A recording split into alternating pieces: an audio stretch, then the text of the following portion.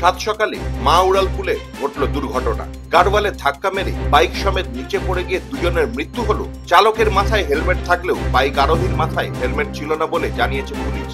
সকাল 6:30 নাগাদ চিংড়িঘাটার দিক থেকে পার্ক সার্কাসের দিকে যাওয়ার পথে ঘটনাটি ঘটে। বড়মা আইল্যান্ডের কাছে মা উড়ালপুলের ওপর গার্ডওয়ালে ধাক্কা মেরে নিচে পড়ে যায় বাইক। বাইকের বেপরোয়া গতির কারণে দুর্ঘটনা বলে প্রাথমিক তদন্তে অনুমান পুলিশের।